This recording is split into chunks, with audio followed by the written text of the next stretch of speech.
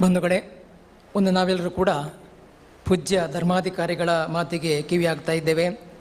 ತಮ್ಮೆಲ್ಲರಿಗೂ ತಿಳಿದಿರುವ ಹಾಗೆ ಶ್ರೀ ಕ್ಷೇತ್ರದ ಪರಂಪರೆಯಲ್ಲಿ ಚತುರ್ವಿಧ ದಾನಗಳಿಗೆ ಪ್ರಾಧಾನ್ಯತೆ.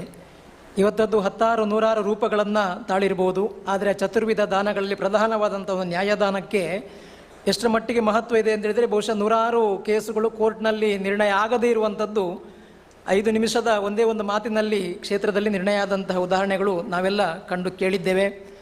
ಪುಸ್ತಕ ಪ್ರೀತಿಯ ಬಗ್ಗೆ ಒಂದೇ ಒಂದು ಮಾತನ್ನು ಹೇಳಬೇಕು. ಬಹುಶಃ ಪೂಜ್ಯರ ಅಗಾಧವಾದಂತಹ ಈ ಪಾಂಡಿತ್ಯ ಇದೆ, ಇದರ ಹಿಂದೆ ಅವರ ಅಗಾಧವಾದಂಥ ಓದು ಕೂಡ ಇದೆ ಹೇಳುವುದನ್ನು ನಾನು ಗಮನಿಸ್ತಾ, ವಿಶೇಷವಾಗಿ ಅವರು ಸ್ಥಾಪನೆ ಮಾಡಿರುವಂತಹ ಸಂಸ್ಕೃತಿ ಪ್ರತಿಷ್ಠಾನಗಳು, ಗ್ರಂಥಾಲಯಗಳು, ಕೊರೋನಾ ಸಂದರ್ಭದಲ್ಲಿ ನಾವೆಲ್ಲ ಕೇಳಿದಂಥ ಮಾತು, ವಾರಕ್ಕೆ 2-3 ಪುಸ್ತಕಗಳನ್ನು ಓದಿ ಮುಗಿಸ್ತಾ ಇದ್ರು ಅಂತ ಹೇಳಿ.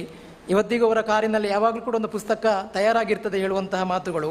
ಹಾಗಾಗಿ ಇಂಥ ಒಂದು ಸುಂದರವಾದಂತಹ ವೇದಿಕೆಯಲ್ಲಿ ಅವರು ಈ ಕೃತಿಯನ್ನು ಬಿಡುಗಡೆ ಮಾಡಿ ನಮ್ಮೆಲ್ಲರ ಭಾಗ್ಯ ಅಂತ ಹೇಳುವಂಥ ಮಾತುಗಳನ್ನು ಹೇಳ್ತಾ, ಇದೀಗ ಪೂಜ್ಯರು ನಮ್ಮನ್ನು ಉದ್ದೇಶಿಸಿ ಮಾತನಾಡಬೇಕೆಂಬುದಾಗಿ ವಿನಂತಿಸಿಕೊಳ್ತಾ ಇದ್ದೇವೆ.